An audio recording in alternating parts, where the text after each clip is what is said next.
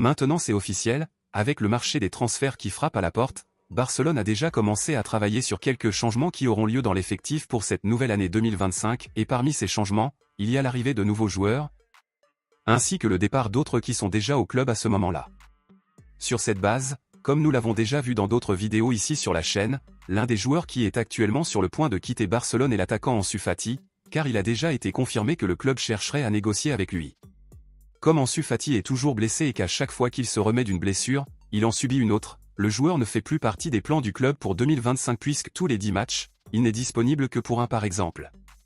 En plus des diverses blessures, Ansu Fati a actuellement un salaire très élevé, et la direction du club estime que cela ne vaut pas la peine de payer un salaire aussi élevé à un joueur qui ne joue presque pas, et quand il joue, il ne rapporte pas grand-chose sur le terrain.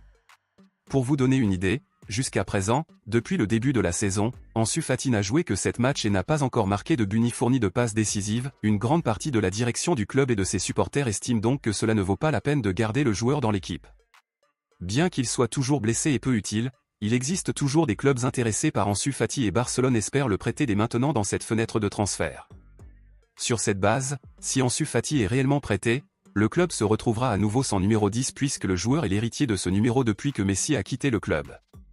Compte tenu de la possibilité qu'Ansu Fati quitte Barcelone maintenant dans cette fenêtre de transfert, beaucoup demandent à Barcelone de donner le maillot numéro 10 à Lamine Yamal car ils prétendent qu'il est le seul à mériter de porter ce numéro. Tandis que d'autres disent que Rafinha devrait être le nouveau numéro 10, et d'autres à leur tour disent que personne ne devrait utiliser ce numéro si Ansu Fati part. La grande majorité préfère que Lamine Yamal soit le nouveau 10 du club, cependant, d'autres s'y opposent car ils estiment que ce numéro pourrait entraîner de grandes responsabilités qui finiraient par nuire à la carrière du joueur. Dans ce contexte, à votre avis, si Ansu Fati quitte réellement le club, qui, selon vous, devrait être le nouveau numéro 10 de Barcelone, Lamine Yamal ou Rafinha? Ou pensez-vous que personne ne devrait utiliser ce numéro?